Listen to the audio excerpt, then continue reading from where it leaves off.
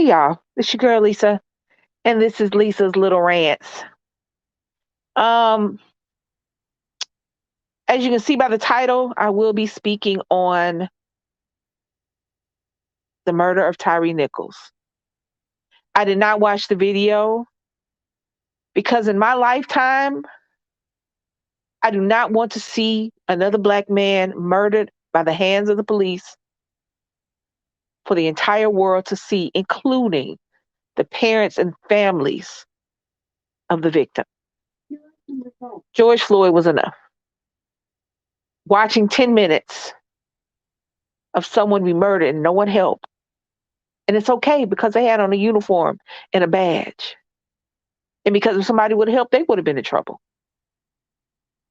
To watch a man, regardless of what the crime that he was accused of, regardless of why he was being arrested, it was not a capital offense. It was not a death penalty case. So the justice that was meted out by the hands of the police was not just. I do not want to hear another young black man call for his mother. I do not think I can take it, even if it's not my child, because I do have a young black man upstairs. And I don't think that I could come out unscathed and not be completely mortified by the situation. So I have not watched the video. I don't think I need to. I don't think the majority, I don't think this is the rant. So I'm trying not to go off topic. I don't think any of us needed to watch it. I think it was gratuitous. I think they had the video. I think they had the entire world hyped up about the video like it was a blockbuster movie. 5 minutes of a young man being beaten to death in the streets by the police, by the people who are paid to protect and serve us, by the people that we're supposed to call when we're getting beaten up, when we're scared, when we're in trouble. So I don't think any of us need to watch that. If you did, it's completely up to you. But to me, as a parent of a young black man, I would, I just, it leaves you almost speechless. It leaves you with a heaviness in your heart to know that your children are not safe. So I'm going to start it with that. There's going to be a lot of race and this, and the third. And there is race things to play. They come into play in this situation. The reality is, had it been 5 white cops, they would not have been arrested. They would not have been fired. We have seen it time and time and time and time and time again, to where our lives have been worth no more than paid administrative leave. But the reality is, I am overjoyed that they were terminated and that they're in jail. Let me tell you some good shit. I don't care what color the person is. If you did wrong, you did wrong. I don't care. The reality is that I don't want anybody to, I don't want any color police to hurt anybody.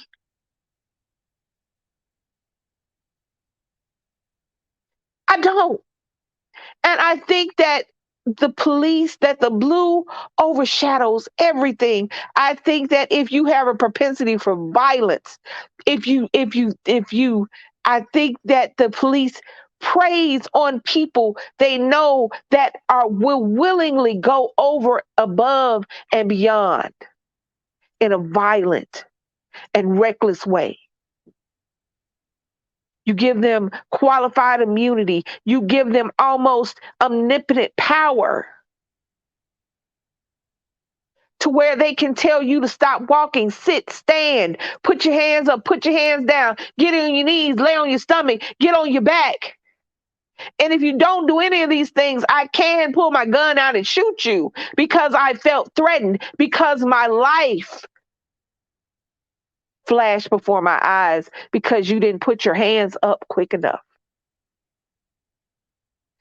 5 young men beat one young man to death on the ground, waited 30 minutes before he got help, and he died 3 days later. They beat him to death. Even though he didn't die on the ground, the beating is the reason for his death. And why? Because of a traffic stop, because of a ticket, because of a fine, because he ran a light, ran a stop sign, blew through a turn, crossed the median. Why?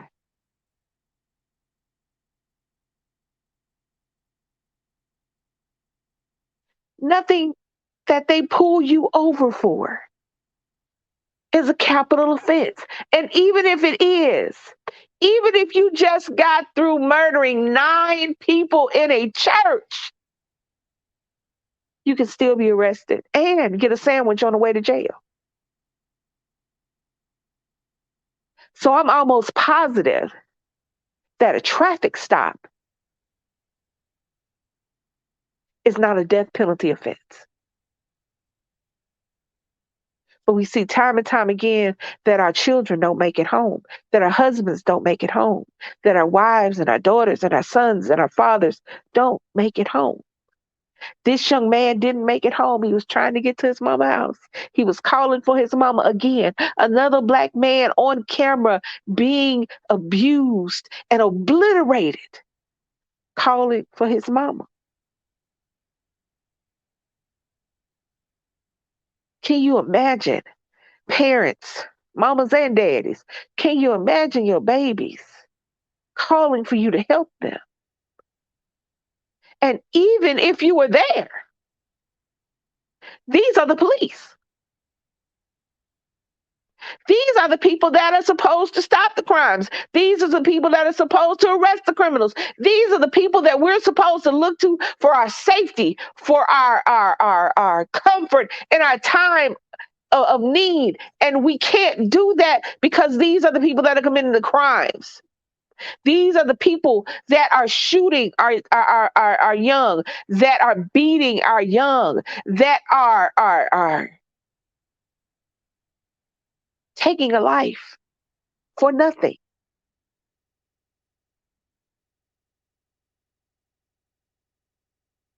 And normally it takes weeks, months before we even know the names of the people who of the officers who did the crime. But guess not.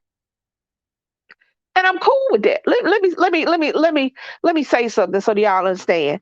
I am 100% behind the firing, the arresting, the charging of these men.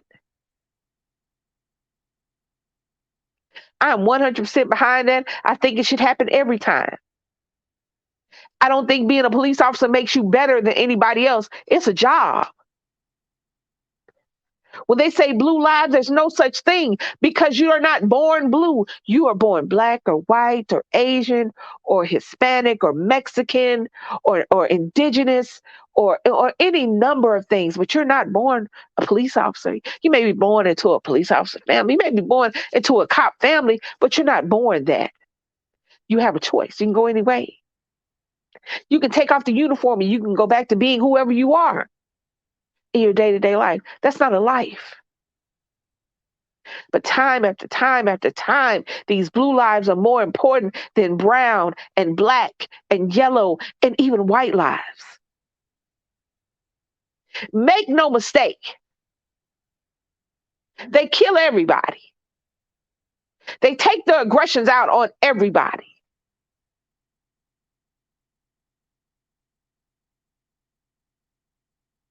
Just not as frequently as they do our men and our women.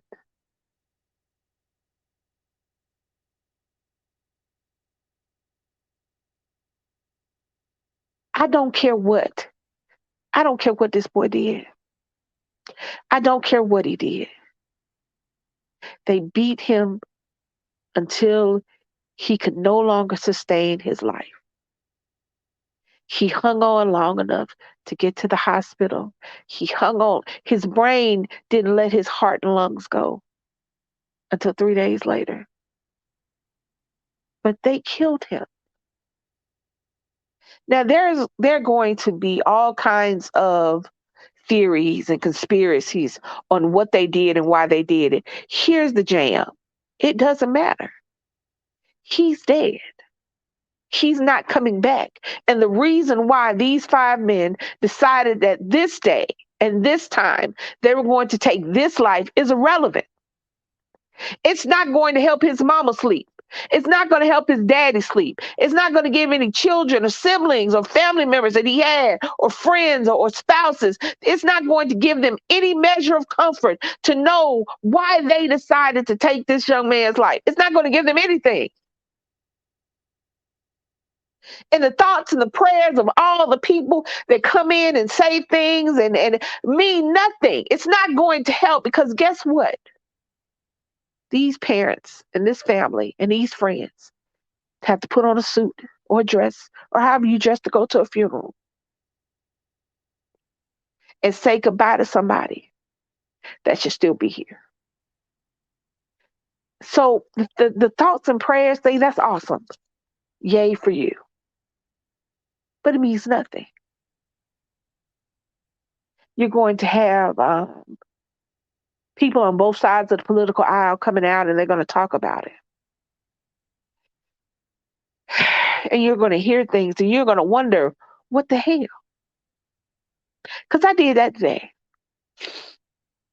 Yeah, I know I used to work at Buffalo Wild Wings. And on Buffalo Wild Wings, I used to see nothing. We couldn't have anything on the sports. Sports news, sports, random sports, sports that didn't even look like sports. But there was a commentator on there who, he was just awful. But today I was scrolling through any number of TikTok or Facebook or Google, and it was a interview with him and Tucker Carlson on Fox News. And he didn't give out thoughts and prayers. He gave out his opinions on the reason, on the cause behind why these five men did what they did. It started off with the black on black crime rhetoric, how they look like gang members and thugs. That's what black men do. That's black people kill each other. And then he said, well, you know what really is the cause? It's the single black women. You know, the police chief is a woman. And she's the reason.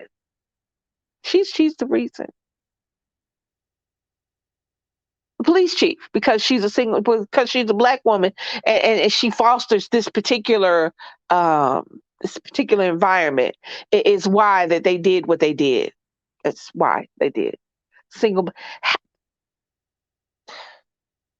let me tell y'all something. I don't fathom to understand why there are some black people who, no matter what, are always going to be against other black people. They're always going to say those people. They're always going to be that good Negro. They're always going to be that one black friend that keeps white people from being racist. But I don't think that this is the particular time where you should open your mouth and speak. Him and Candace Owens having these conspiracy theories about it being a black woman is the reason that five men beat one man to death is at best a joke. At worst, a ludicrous delusion that makes light of the death of a man, but not just that young man who passed away, the five people. There are people attached to those five men. Their parents and their children and their wives and their girlfriends and their friends. And now, not only did you destroy this young man and his family, but now you destroyed your own. It boggles my mind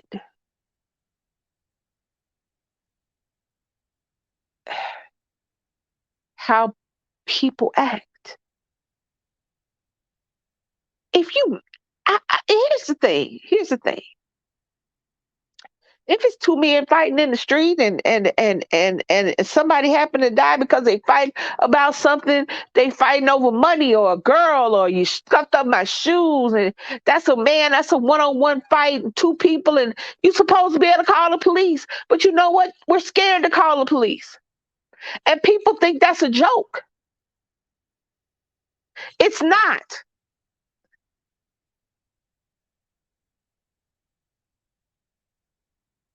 And sometimes when people get scared, some people laugh, some people cry, some people get nervous, some people get pissed off. That's why you have so many people, even though they're scared to be stopped by the police, they still will try to be strong and want to argue with them, knowing that at the end of the day that the argument means nothing, because at the end of the day we have given police so much that they don't have to do anything.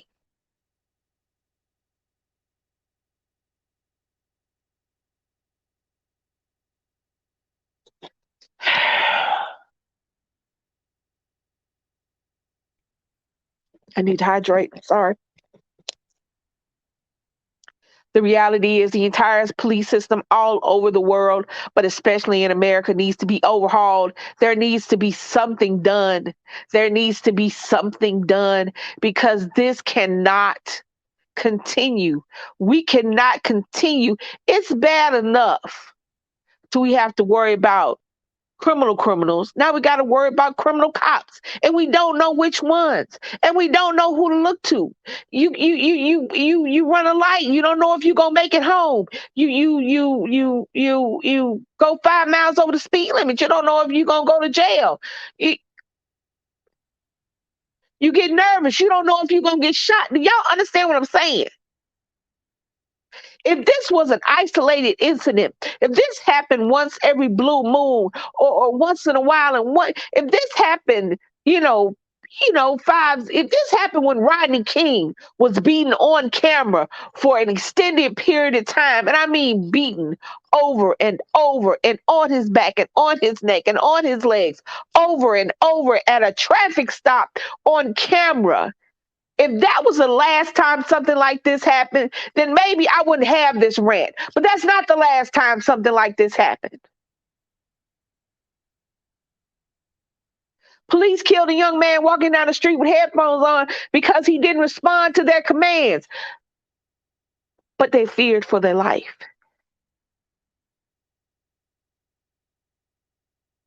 Because they were selling cigarettes, but they feared for their life.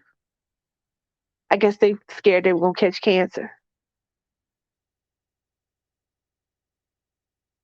Derek Chauvin kneeled on George Floyd's neck for almost 10 minutes because 4 men feared for their life.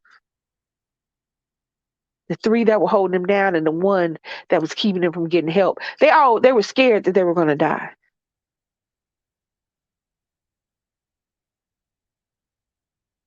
We can't sleep in our beds.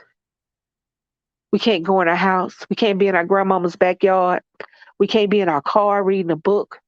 We can't be in our car with our girlfriend with a legal firearm that we told the policeman about, but I guess he feared for his life.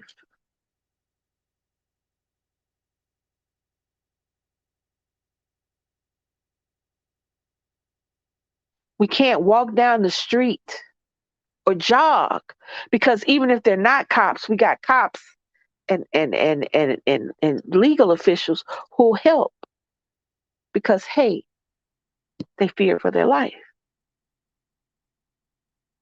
Tyre Nichols feared for his life, and he feared for good reason.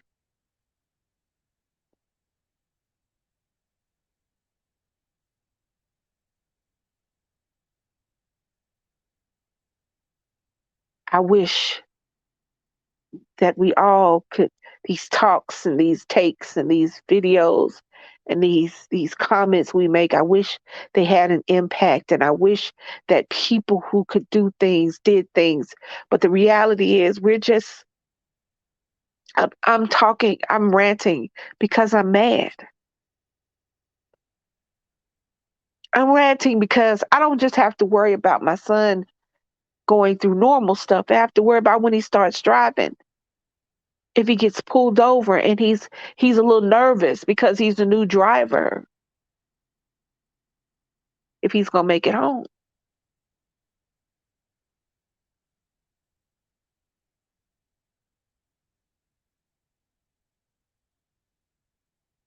I don't know what can be done. And I don't even know what can make it so that something is done. But I do know that we cannot keep losing our young men and women to the people who are supposed to protect and serve because they fear for their lives. I don't know why 5 police officers in full riot gear and guns chose to pepper spray and beat a young man to death. I don't really care. I don't think anything they say will make a difference. I don't think anything they say will have any justification. I don't think that there's one word that any police officer could say that would justify them shooting and killing unarmed people. I don't think you could give me a reason. There's no motive, there's no rhyme, there's no reason. Because it doesn't matter. Because not one reason, not one motive will bring my baby back. Not one reason is going to bring this baby back. Not one reason is going to stop the sorrow that their family is going through. Not one reason can stop us from letting people know that this cannot stand.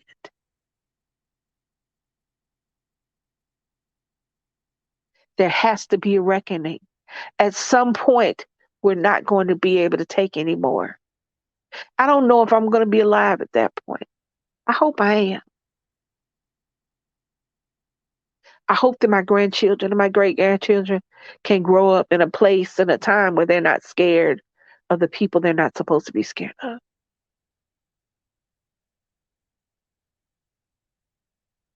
But right now, it's not that time. I have not, nor will I watch that video. I suggest that you don't, because the way they roll that video out, the way they advertise down there, that video coming out at a certain time on a certain day felt wrong. I don't need to see the real life death and destruction of somebody's son. I don't. What I think in my head is quite enough. Because all I'll see is my baby's face. And I already want to wrap him up in bubble wrap. He's 18. He's about to be out there for real, doing real grown up, grown man shit. He's about to be graduating from high school. He's about to be able to come in, well, not as he please, but you know what I mean. And see, that's all I see is my baby. So I don't need to see that. Thoughts and prayers only work when actions take place. Other than that, they're just words that people say because they don't know what else to say. Every time somebody's life is taken by a police officer or a child gets a hold of a gun and takes the lives of several people, a teacher was shot, 17, 18, 9, 10, 12, 20 people. These are young people doing this. This is not old men. Here, I'm about to get off, but let me say this. And I'm going to go from this to just reality, to the reality of thoughts and prayers. Thoughts and prayers without actions are just words. We are losing our people. Hear me. Life all by itself is deadly. Every day you get closer to your natural day of death. Every day you get closer to your heart giving out, or your liver giving out, or your kidneys giving out. Every day you get closer to being old. So just living is deadly.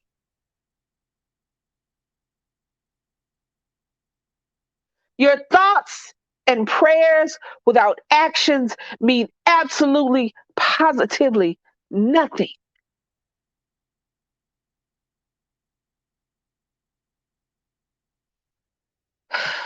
This is my action.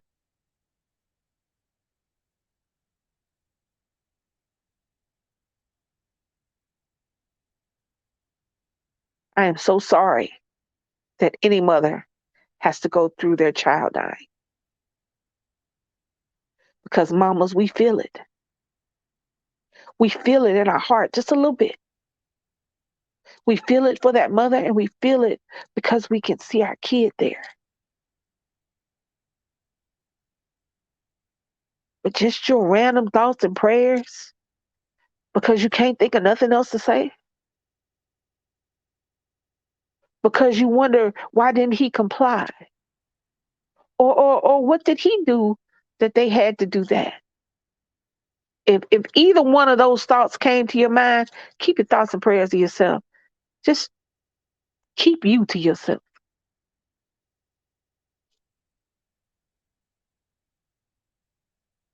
I didn't watch the video.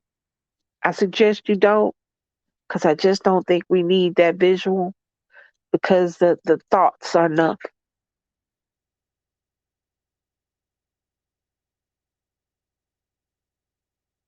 I wish rest and peace on his family. Not on him, because that baby is not here. His life was taken too soon, and now his family has to deal with that. So I wish the rest, I wish sleep for his family and peace. But it'll be a long time before that happens.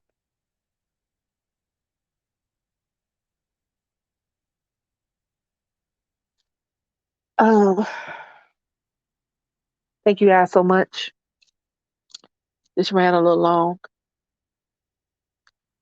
Make sure you like this video, comment down below, share, subscribe, and hit that notification bell so that every time we drop a video go live, you guys can join us. Thoughts and prayers are cool, but without actions, it's just words. It's just words people say when they don't know what else to do. This is your girl Lisa. This is my little rant. Bye, y'all.